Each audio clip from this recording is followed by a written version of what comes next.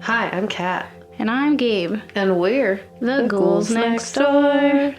Yeah. No! Hey! None of that. None of that here.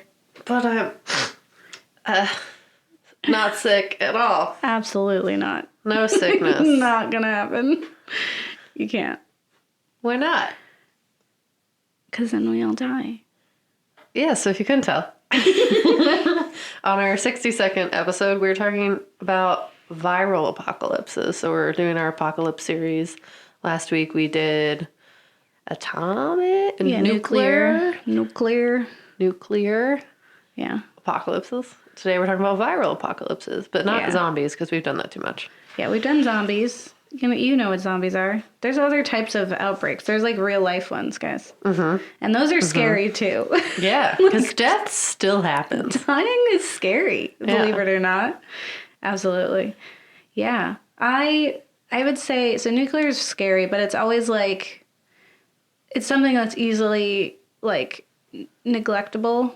Like you can just like kind of forget it exists. Mm-hmm. Like very easily. Whereas with viral apocalypse, it's like, I feel like the news always has something new, right? Yeah. Like measles are back, and it's like, that's cool. I thought we were done with that. It's like, just kidding. You remember how vaccines worked and then everyone stopped taking them? Now we have a disease again. Yep.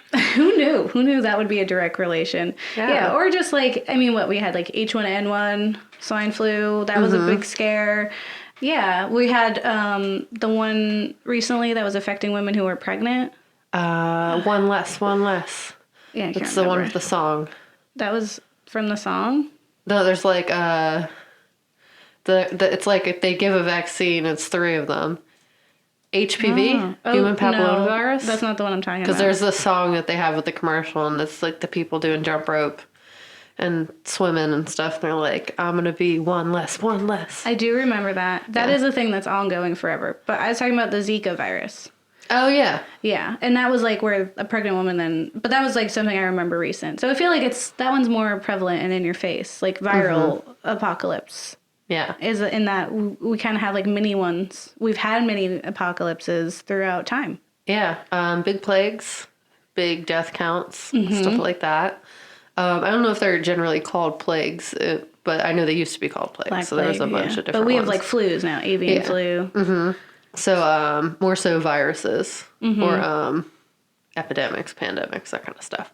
So we see that a lot with what's more so like flu-like things happening. Is Ebola flu? Is that flu? It is a virus of some sort, I think. Yes. And then you had H1N1, and then like the different flu viruses are labeled by letters and numbers. Yes. I'm 90% sure. So like... We did research. Yeah. So, I mean, those are all things, like the flu is something that happens every year and it evolves every year because it's something that's so long lasting. Like it's something that we probably won't see completely eradicated, and it's because it can mutate and take different forms and like is always adapting and evolving. And essentially it just means like, fever, coughing, sneezing, the way that it like spreads. Yeah. And like the quickness of it, or like the lack of like severity in its initial stage to like evolving into like 103 fevers and then heart failure. That kind of stuff. And generally only targeting like, or like killing and fatal to like older populations or younger populations, which is why they're encouraged to have the flu vaccine or the flu shots every year, because you have to change it up every year. And that's where they give you a minor version of it that you overcome, and now you can't get hurt. It's like chicken pox. Yeah, and it's always interesting because it's like, I guess the flu in more recent years hasn't necessarily been something that like you can die from if you're like in your mid 20s and up until like, you get older. So like I've never seen the flu as something that's terrifying. Yeah. Where it's like it is sometimes to certain populations or like age brackets. But I've never considered something like, oh, if I get the flu, I'm just sick. Yeah. Where it's like maybe we should be taking it a little more seriously because you can die from the flu. And that's what we're going to explore today. We're going to tell you what happens when there are flus and viruses out there that can be deadly, what kind of actions are taken by the government and the people who are controlling that versus what actions should you be taking, because that's what we do. Yeah, and I mean, it's just something that could definitely happen because viruses are real. Bioterrorism, real. Yeah. Gotta know stuff. Yeah. We tell you facts. All the facts. Here facts. Still facts. About that spooky stuff. Yeah, spooky stuff. Yeah, so viruses and epidemics and pandemics, which is interesting because both you and I play two games that are very similar, and they are different only in that their names are different, but they operate the same. Like, you played Plague Inc., and I played Pandemic. Yeah. Which is also a board game, too. And I've played Plague Inc. recently, so I've refreshed my brain on how scary it is. And definitely doing research for this, I look back and I'm like, this is like in the game, but real. Yeah. Yeah. That's how when we go over the movies that we're going to do, that's how I felt watching Contagion. I was like, this is what's happening in the game, but for the people I'm affecting because I'm a bad guy. Yeah. And it's like more scary that way. It's like, it makes you kind of like, because it just seems very abstract when you're just this virus that's infecting people. And you're like, yeah, we're going to make the symptoms real low at the beginning so it spreads to more people and then we'll up them. Yeah. And it's like, oh, no, that stinks. Because real life. Yeah, it's like you see people die. It's awful. Yeah. And so in watching viral outbreak media, we have noticed a theme that the media reinforces. There is a distrust for the government that happens. You see that in zombie movies. You see that in just plague movies, all kinds. It's essentially a distrust of the government and like the power that they're holding over this population who has no idea what's going on, right? That presumably the government probably had a hand in creating to begin with, or knew it was happening, right? Like, if they don't know, then what is happening in our government that they have no control over, something like that, right? So it could be something that they did because of nuclear fallout, because of disease warfare and terrorism. If it's just human curiosity gone wrong, right? Like, let's see if we can create something just so we can cure it and get our name out there. Yeah. Like, it's just for fame. Which is, you see in Containment, and so it seems like it's like the doctors have a role in it, and it's scary. Yeah. It causes some distrust, and that's what these films kind of show, is one, how easily we can fall victim to something we cannot see, right? It is an invisible villain that just, like, one day you sneeze and then the next day you're dead. Like, that's crazy. Like, it's exaggerated, and it's a real fear, right? But on top of that real fear is this attempt to, like, try to contain that, or, like, at least minimize the amount of victims and those who are affected. Yeah. And having a role like that oftentimes makes you kind of a villain in your own self, right? Your own right. Well, because you have to operate bureaucratically with, like, the trained metaphor more than individually with empathy and, like, human times. Yeah. So I'll go through kind of what's a disease outbreak? What's an epidemic? What's a pandemic? So we can kind of get the basics down. We can learn.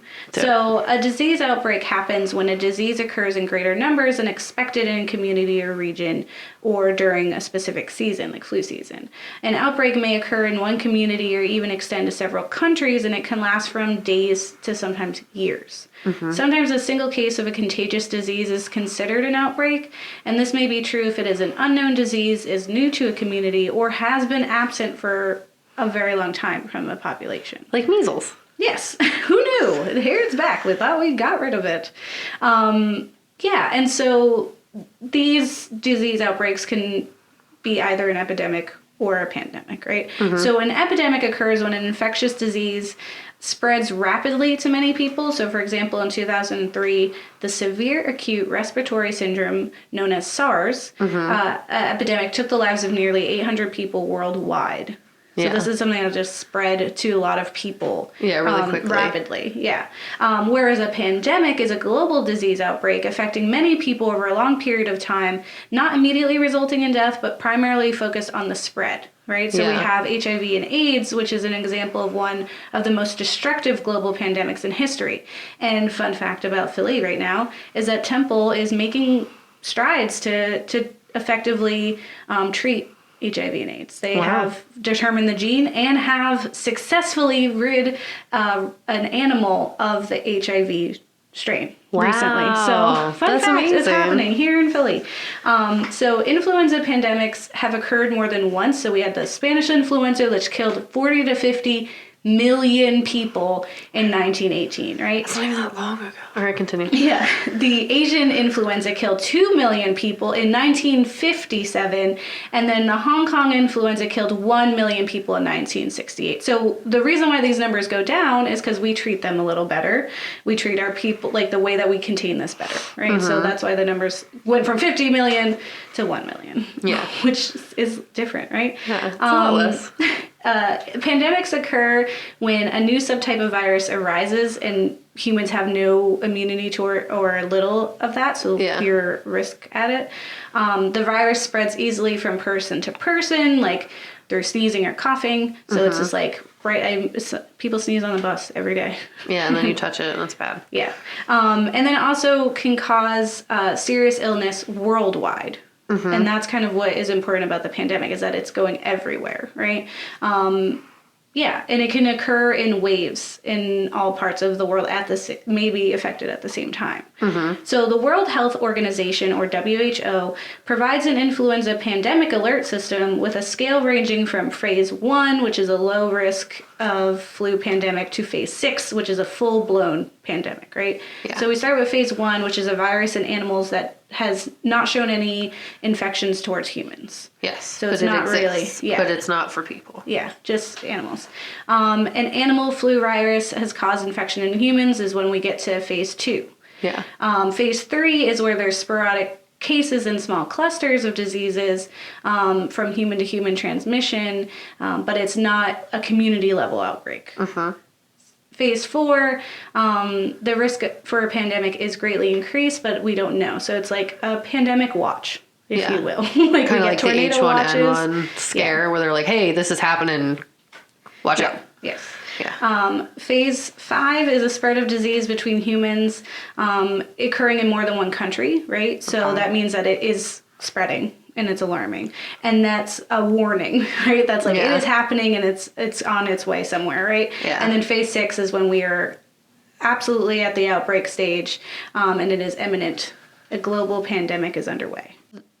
How many people die from a pandemic is contingent upon several different things, right? So it's the number of people who become infected, the severity of the disease caused by the virus, the vulnerability of the affected populations, right? So like if they're more like available to get this disease, like they're not protected as well. And then also the effectiveness of preventative steps, right? So if people are not acknowledging, like we saw last week, where you're just pretending it's not a thing, we can't take the preventative measures, and then we can't like successfully block this off at the head. Yeah. So what happens when outbreaks occur? Right? So usually things are handled on a local and then state level before the big guns are called in. So the CDC and the WHO provide resources for local and state governments to follow the basically be honest and have empathy like protocol. Yeah. Right? So we want to be honest with people. We want people to know, and we also want to care that people are probably freaked out. Yeah. The whole plan is to convince people to trust them, and then have the people hope that they can deliver what they are promising. Yeah. Right. And that would presumably mean they behave. Yeah. In very serious outbreaks, quarantine-like situation would be administered, and the end goal is to develop a vaccine to distribute and end the outbreak. Right. So this is where we get to scary territory. Yeah. Because we're not just trusting people now; we are getting blocked off. Yeah. So the history of quarantine, thanks to the CDC website, we're going to start with the Middle Ages. The practice of quarantine as we know it began during the 14th century in an effort to protect coastal cities from plague epidemics. Ships arriving in Venice from infected ports were required to set at anchor for 40 days before landing. This practice, called quarantine, was derived from the Italian words quaranta giorni. Yep. I can do Italian today. Which means 40 days. It translates to 40 days. And this is precisely what the team of Nostromo should have done at the behest of Ripley. Yep. And didn't. So here we are. Here in America, the earliest quarantine was first established. There was little done to prevent the importation of infectious diseases. So protection against imported diseases fell under local and state jurisdictions. And so individual municipalities enacted a variety of quarantine regulations for arriving vessels, but it wasn't countrywide. It was wasn't, like, everyone consistent. decide. Yeah. So, which is where a lot of things happen and are not good, right? So, they would make sporadic attempts to impose quarantine requirements, but because of continued outbreaks of yellow fever, it finally prompted Congress to pass federal quarantine legislation in 1878. Yeah, and it makes sense that they did that. We actually, when I was in middle school, I read a book called Fever, 1773 or something like that, and it was about the yellow fever, and it was really scary because it was like historical fiction, but it was really good. Yeah, but it puts it into perspective. Yeah. So this legislation, it wasn't conflicting with states' rights, but it did help so that we can have like a more unanimous quarantine procedure, Yeah. right? So now the Division of Global Migration and Quarantine is part of the CDC's National Center for Emerging and Zoonotic Infectious Diseases. So fun. And is headquartered in Atlanta, which is why a lot of films and TV shows like Walking Dead and contaminated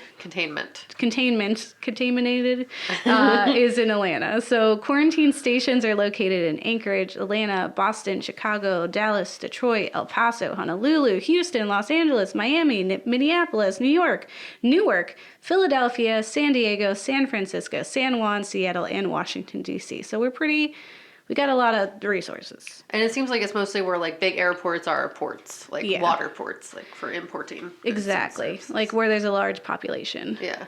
Under the delegated authority, the Division of Global Migration and Quarantine is empowered to detain, medically examine, or conditionally release individuals and wildlife suspected of carrying a communicable disease, which is what they did in the nuclear situation as well, right? So the diseases historically that have caused us to have quarantines have been cholera, diphtheria, infectious tuberculosis, the plague, smallpox, yellow fever, viral hemorrhagic fevers, such as Marburg, Ebola, and Congo Crimean, and SARS. So historically, we have had to have quarantines. Yeah. But now we have vaccines. Yeah. And they are important. So it's important to know where they came from. So Edward Jenner, who was an English country doctor from Gloucestershire. No, Gloucester. Gloucestershire. Gloucester. From Gloucester. Shire. Nope, Gloucester. Whatever. Administered the world's first vaccination as a preventative treatment for smallpox, a disease that had killed millions before that, right? There was this British folklore claiming that milkmaids never got ill. So Jenner took that really seriously, and he noticed that milkmaids had gotten cowpox, which was less deadly, and then therefore did not get smallpox. So he, in a very ethically challenging situation, infected a young country boy with cowpox with the hope that he would not get smallpox, and he was correct. And so then they took that and started infecting everyone with cowpox, and they did not have smallpox. Yeah. So that was the birth of vaccines, which now allows us to fight back. In a more ethical sense. Yes. Because permission. Yes. But vaccines have fought numerous deadly diseases, including polio, whooping cough, measles, tetanus, yellow fever, typhus, and hepatitis B, and many others. And more sophisticated smallpox vaccines were also developed, and by 1970, international vaccination programs, such as those undertaken by the WHO, had eliminated smallpox worldwide. Hopefully that stays. Yeah. So we made moves. Yeah. So what makes a contagious disease smart? So if we're kind of looking at that, it's a disease that's highly contagious, spreads quickly, but remains under the radar. So you see something like, I believe you said pandemic was the one that lasts longer. Mm-hmm. Hopefully. Yes. Hopefully that's correct. So the one that lasts longer is a smarter disease. The one that affects maybe globally, but is real quick and then kills most of its hosts so that it doesn't continuously spread is honestly, like in most like CDC regulations, considered a dumb disease. It's not worth dying over. Yeah. So if you're trying to fix this, it really sucks if you go in and then you die from that because you're just like, this wasn't even a good one. Yeah. This is a dumb one that goes in and kills and gets out. Yeah. I want one that's like tricky I gotta solve a mystery. I wanted to work for it. I got my string and safety pins on the wall. Yeah, I'm connecting we're dots. figuring it out. It's a mystery. We're it's fun. dissecting the Legionnaire's disease in the Divine Lorraine. And one thing that's like really funny about what the CDC does is that it is a lot like that because they have to track where the source is. So they have to find patient 0. Yeah. So they have to go through all the steps of like who was infected first and then like try to trace it back so that they can contain the illness. Yeah. So ways infectious disease spread that'll make everyone's skin crawl and you're gonna feel super gross. Go wash your hands. Like go wash your hands right now. So there's a few different ways they can spread. So you have airborne spread, which is obvious, you know, through the air, through droplets, kind of if it's not filtered out through air filters. So airlines who have improved air filters will decrease the spread of airborne diseases, which is what you kind of see in the Plague Inc. game. So there's like lots of like realistic things in there. Yeah. So essentially they're person to person, cough, sneezes, kind of that stuff that spreads from one person to another through air. So they usually die pretty quickly, but if they reach somebody, you are infected. Examples of this are common cold, flu, meningococcal disease. Meningococcal meningitis. It's fun to say. Rubella. And, you know, there's others that spread just through coughs, breathing, and sneezing. That live longer in the air, like chickenpox, measles, or tuberculosis. So they remain there. There's the ones that die quick and the ones that last. This one's gross. So Ew. Phaco-oral spread, which is just spread through poo. And it's spread through poo. Yeah. So it is either in your food, you have touched it, someone has farted on your pillow. Yep. And There's poo now in the air everywhere. Guys. that is now all up in your body. It's sad and you don't want it. So directly from soiled hands to the mouth. Indirectly by way of objects, surfaces, food, or water soiled with feces. So think of every single time you've been on the subway, touched something, and then touched your face, or your eyes, or your mouth before you have washed your hands. Examples of diseases that spread through feces. Hand, foot, and mouth disease, which I've seen, it is very gross. Hepatitis A, meningitis, thrush, which you can actually get from inhalers, fun fact, has nothing to do with feces. It's just the chemicals getting all up in your throat and it makes it mad. And worms. So fun. Yay.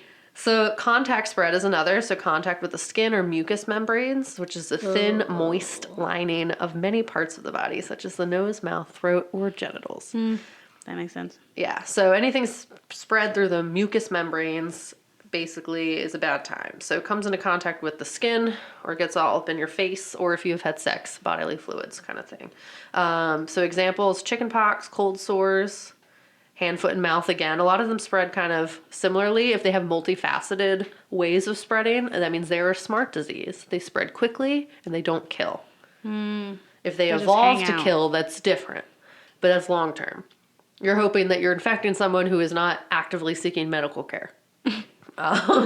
So fluid spread, similar, but this is mostly through sex. So that's where you kind of have like HIV, AIDS, also hepatitis B, C, CMV, which is it spreads through saliva, breast milk, semen, and vaginal fluids, which is gross. And glandular fever. So there's also like other things you see, like herpes, stuff like that, things that are spread through sex and diseases. Yeah. That kind of are based on touch of mucous membranes and gross things like that. So don't touch my mucous membranes. Hands off. But you basically see like from animal to human, human to human. Yeah. Generally is how it spreads. It's like the movie Outbreak. Yes, exactly. Yeah. So what you want to do to slow the spread, first, wash your hands. Wash your hands, often with soap and water as much as possible.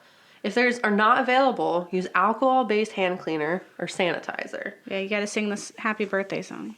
After doing this, I kid you not, I've been so stressed just like doing everyday stuff. I'm like, I'm not touching that counter. I'm not touching that pole at the subway. Have I washed my hand 20 times since touching it? I don't know. I don't feel safe. Oh no. Avoid touching your mouth, nose, or eyes. So the average person touches their face incessantly all the time. Like they don't even realize they're doing it. And that's how diseases spread. Yeah. I touch my face all You are the time. you have touched patient 0. And now you are dying. So That's cool. I'm not trying to create touch OCD people. problems, but I'm just saying it's like really easy because you touch your face so much and your mucous membranes are all out there, just ready to be infected. So when you cough or sneeze, cover your mouth with a tissue or like the dab.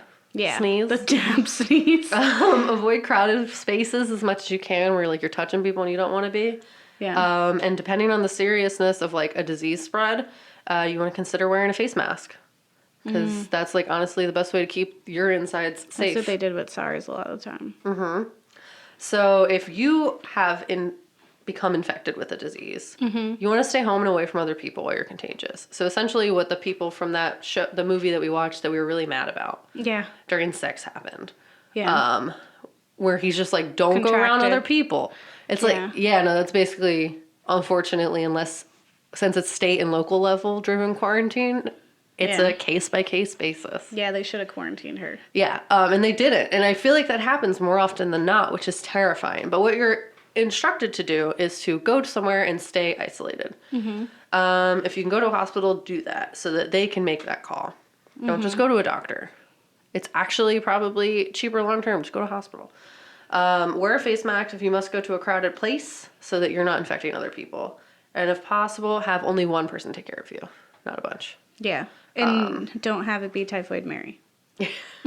Asymptomatic carriers exist. But yeah, if you're already sick, you just kind of gotta stay isolated. Outside of that, the things you can do is just plan ahead if there's a big mass spread invasion, like you would for nuclear apocalypse. Have water, canned goods, stuff like that. Try to stay inside. Try to not expose yourself to others. Yeah. That's all I got. Don't burden society with your illness. If there's a vaccine, take it. Yeah.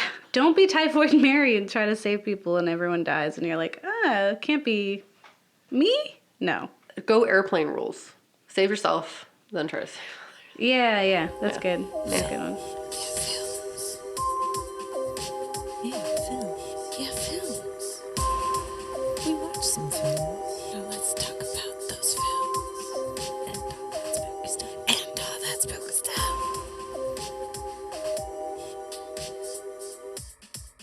So we watched some stuff, as we do.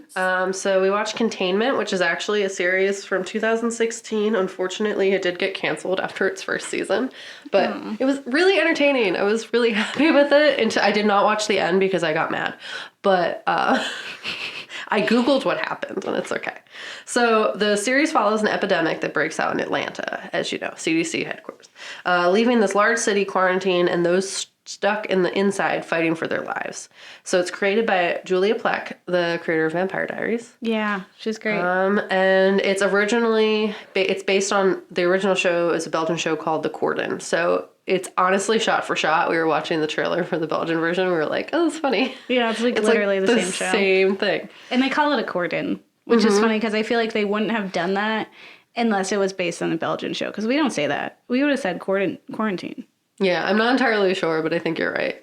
But what they do is in the show, they essentially bracket off a part of the city using those big shipping containers. And the idea behind that is that there can be only one point of entry, and the entry is guarded. And essentially, what you kind of see is less about the disease, like it is about the disease, but it's more about how people react to that process. So like, what politically do we need to do? It's kind of taking that CDC regulation sheet and being like, be honest with your people. You need a face to represent who's doing this, and that face needs to be someone who's liked. Yeah. Like you need to have someone who's going to make a culture of trust. Yeah. And what's tough about that is generally that's people from the police station. Police, unfortunately, in our current political state, are not seen as a trusted figure. Yeah.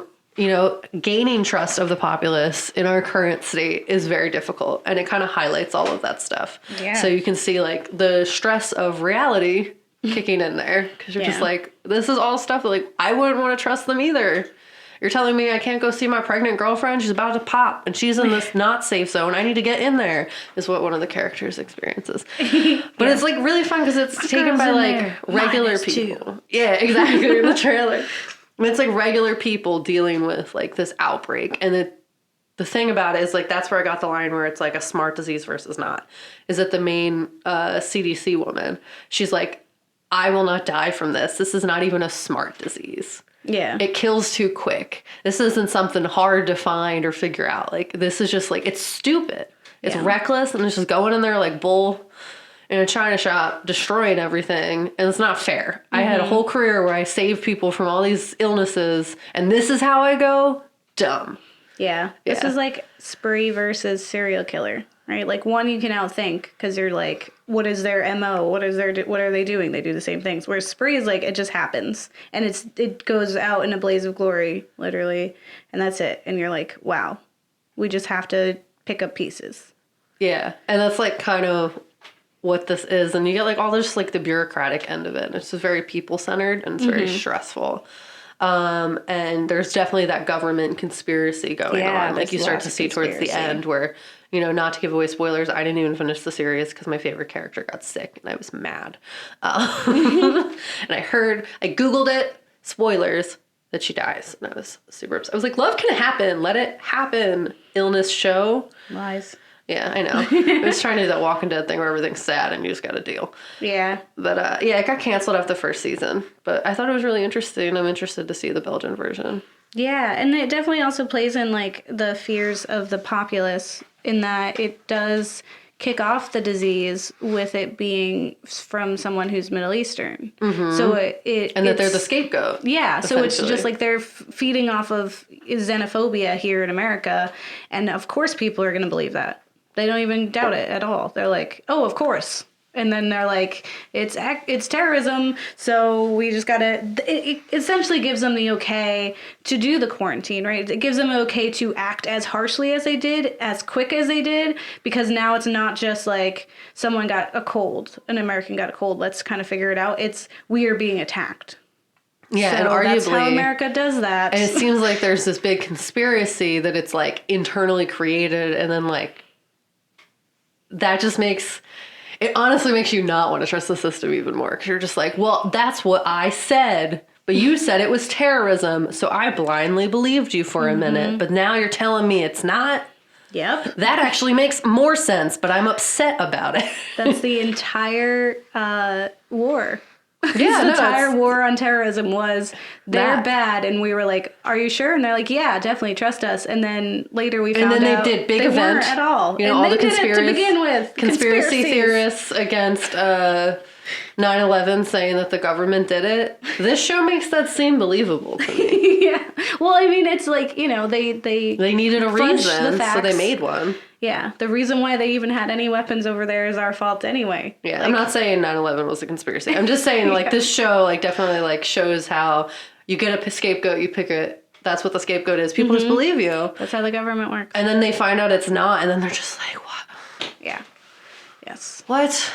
Yeah. And it was scary. And, like, people die really quickly. It was, like, a really stressful really show. It's very much about people and, like, your family and, you know, losing people in that way, which is pretty great. Whereas the other film, so we watched a film. So we watched Contagion from 2011, which is arguably more of a suspense and drama than it is a horror. But given its topic, I feel like it is a horror. And it's in the right of, like, the fact that people are dying as drastically as they did. Yeah. So Contagion is about healthcare professionals, government officials, and everyday people who find themselves in the midst of a worldwide epidemic as the CDC works to find a cure. So this is literally like those two games that we played, but on the ground. Like, we are seeing the different kinds of organizations and then just run-of-the-mill people dealing with these issues. So we have what is it, Matt Damon, who is who's a dad who's immune and is just dealing with the fact that, like, his daughter might be at risk for getting this. We're seeing people in the CDC trying to protect people and putting in those implementation of these procedures and then dying. We're seeing doctors trying to find a cure and subjecting themselves to their own vaccines to find a cure, which is a little more ethically acceptable than infecting a young country boy. Strange children that you don't know. Yeah. And then we're also seeing, like, how they're interacting with other countries. We're also tracking patient zero and trying to see, like, how that worked. So you're getting all these different points of views. Oh, and a journalist who is causing problems with Yeah. our, like, who is derailing the system and it is further fueling the distrust of the government, which then affects how they can properly contain the virus and the spread. Yeah, and it's just like this double-edged sword because you need trust, but at the same time, there's just such a long history of earned distrust.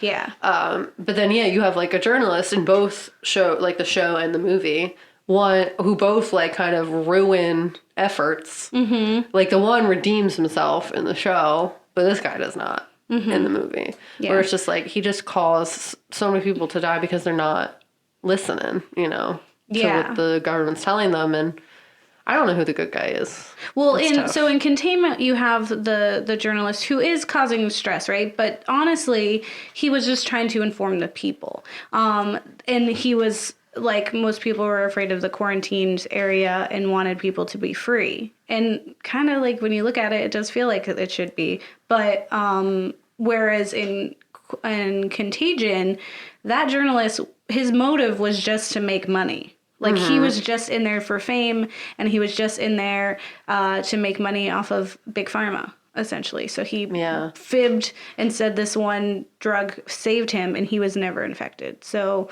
it's, that's like, those are two different journalists in the eyes of what it was. But in a magazine, New Scientist, they had an article that said, "Contagion doesn't skimp on science."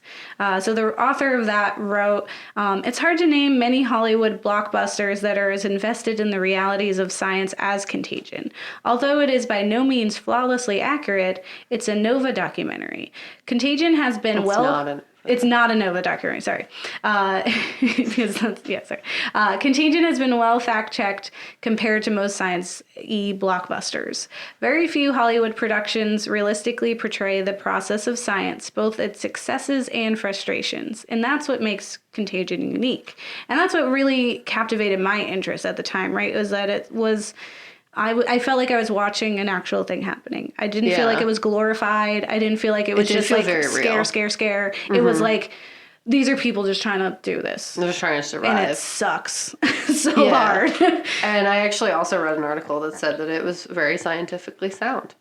So the fictional MEV1 virus has some plausible elements, likely because it was modeled off of a very real Nipah virus and inspired by real outbreaks and pandemics. Interestingly enough, the technical consultant for the film, Dr. W. Ian Lipkin, is the same guy who helped bust the I Am Legend for popular mechanics. Yeah, because it's not true. It's like, oh, this can't happen. But essentially, the whole jump from animals to humans is very realistic because that is what happens. But that the spread of the disease is different.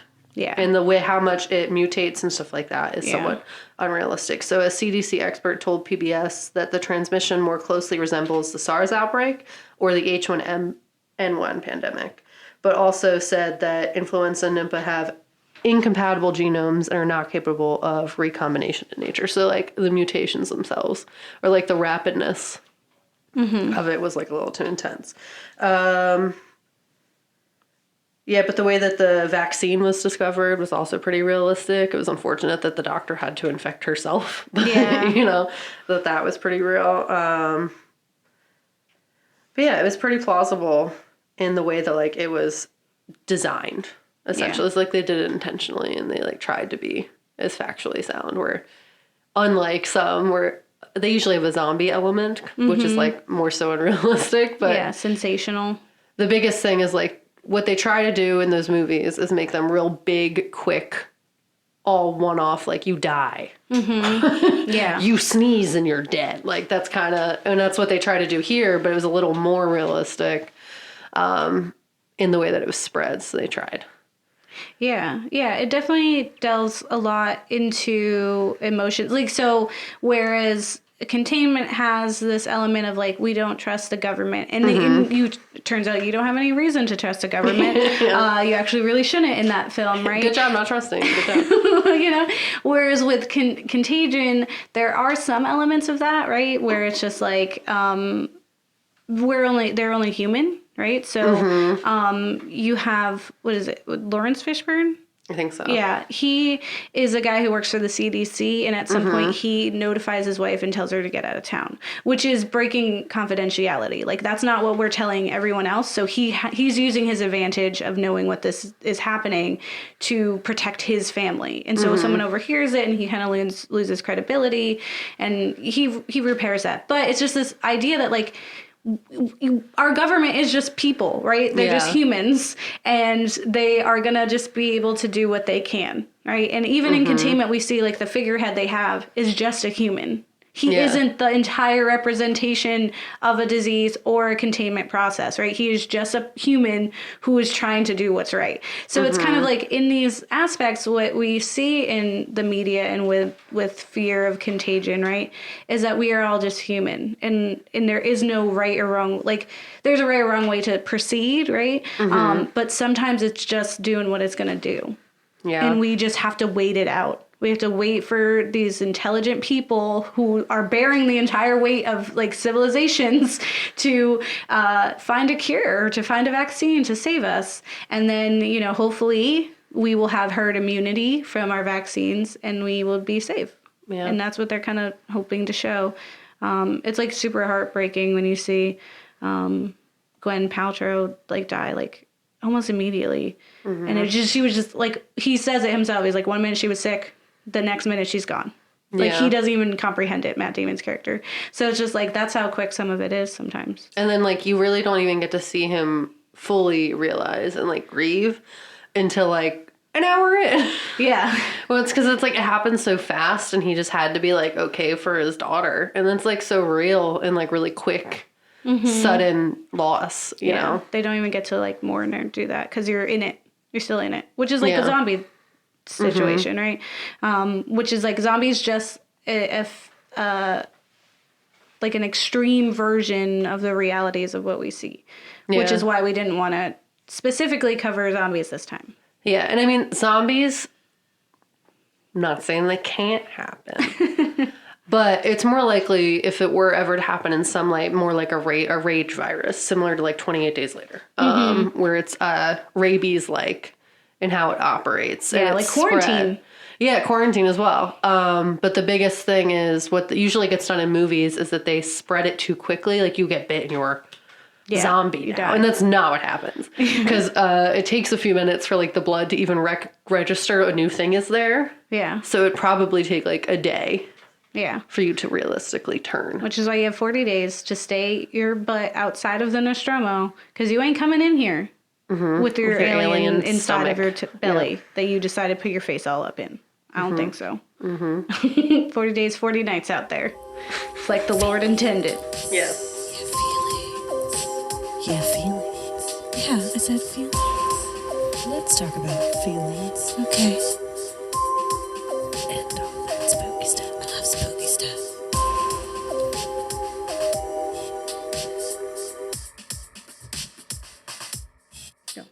So if you like it, we're going to go by our journalists from our shows. So I realized we did not say their names until now, but you're welcome.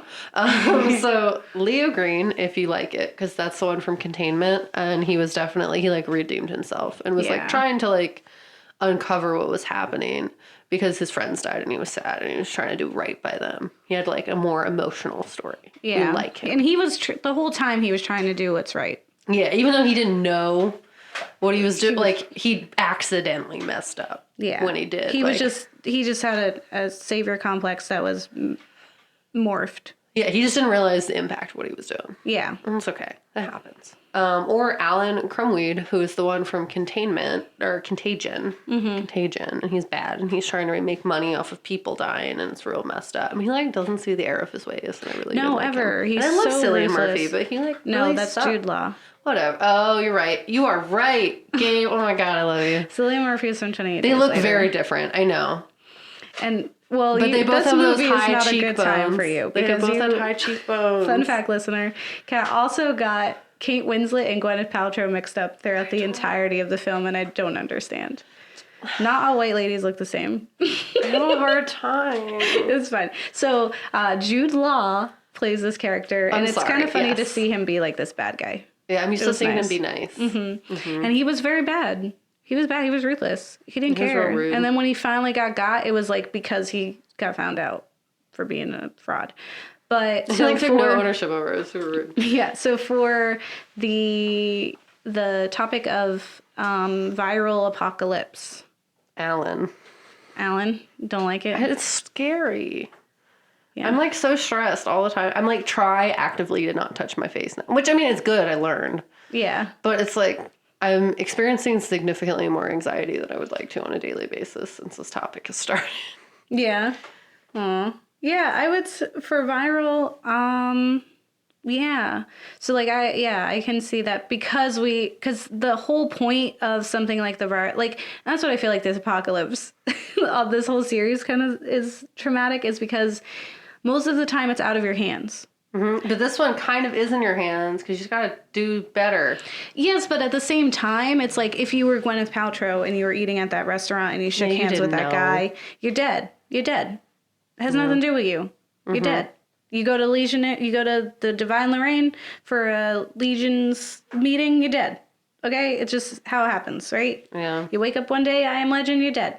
So to me, and it's like it's totally out of your hands, right? It's the government's procedure. It's whoever's taking care of this virus. It's completely out of your hands, and you just like until it is in your hands, you can't do anything. Yeah. Just existing hurts. What about the films? I like them. I'll go Leo Green. They're good. I enjoyed my time. Yeah. They're fun. They're scary in a different way. Mm-hmm. Where it's like, I'm generally used to viral outbreak in the zombie sense, which is like, that's just always fun. Yeah. But it was different because it was definitely more realistic in the way that it's like, your friends are gone, man. Yeah. Wife cough, wife dead. Like, Wife dead. It's just stress. I don't know. Yeah, I agree. Yeah, it's Sudden. It's done very well. So yeah, I argue that both of these are horror and that the situations they cover are horrific. It's scary to us. Yeah, and it's just like stuff that like maybe not on the same scale, but like could happen. Yeah. If like a deadly virus got out, you went somewhere on a vacation, which is also like, why are these people traveling so much? Something I don't understand. No, but it's just like it's always what happens. That they go to a country and then they're just like touching stuff and then they come home and they're all sick now. Yeah. There's a House episode about that. I remember it freaked me out to no end. I was just like, this is how we go. I'm not saying don't travel, but like don't go places and touch everything. Mm-hmm. Yeah. And I feel like we should end all the episodes of the apocalypse with the fact that like how likely as a Philadelphian would we be able to survive? And I'm going to say right now that we would all be dead here. One, like, we have a lot of public transit. Like you said, I've seen some things. I've seen some things on the subway and the bus and all of that, and it's terrifying. And just, like, we're too close-knit. If something hit one of us, it hits all of us. If it's in the air, if it's just, like, I'm existing. super dead. I work in schools. Yeah, You know who spread diseases? Kids. Babies. Kids spread illness. They just like put their nothing stuff else. everywhere. I got mono from teaching preschool. Because you know what kids do is they drool all over their hands and then they touch you. And then like you're in a classroom, you can't use the bathroom or wash your hands because you're in there for 3 hours. They don't give you breaks because you're the only adult. And you can't leave the 2-year-olds by themselves. So you can't wash your hands and you forget and then you touch your face and now you have mono. So like what I'm saying is You would be dead. all gonna die. Yes. So that was my rant. I apologize. I love working with kids, but oh my god, just like They are your deadly. immune system grows a lot because you get sick all the time. Yeah. And then eventually you just stop getting sick all the time because you have to, or you're just never going to feel good again. Yeah. So your immune system builds up. But like, kids spread disease, man. Yeah, absolutely. So don't get married like Matt Damon did, and then a virus kills your kids And your and wife. your wife Cough. instantly. Wife, dead wife. Yeah, or your girl is pregnant. You can't go over to containment wall. The cordon is there. My wife's there too. Like we're both in this together. But guess what? Virus got it. I'm still sneaking over that wall, man. Sneaking over the wall. I would sneak over the wall for you. Aw. Okay, you. I probably would too. I feel like I would. You would you're try. Like, you're one of the people I would. Yeah. You know, I always think about that. I was like, who do I love? You know, and I'm like in a real scope of love. When you have to do that. There's a whole film where I'm about like, that. do I have to go find them? Yeah. And would I? Yeah. Like, would I feel motivated to? Yeah. And every few years, I'm just sitting in bed and I'm like, you know, if zombies were to happen tomorrow, The people who are not in my immediate house. Who would I go get? Yeah. And that's how I know who I love. That's good. Because those are the people I go get. Yeah, exactly. Puts everything really into perspective. Yeah. There's a whole movie where it's like the white boyfriend and it's like his girlfriend's black, and so that's already a problem, but then it's like now they're separated and he's got to hang out with the black dad to go save her in this like unsafe condition. And I What don't movie is that? It's on Netflix or something. I don't know. We'll That's watch cool. it sometime. But That sounds good. remember, don't get married, let your kids. Or they'll get sick and just like take care of your families. Yeah. Don't All send right. your kids to school sick. Sorry, I'm done. Okay. All right. Bye. Bye.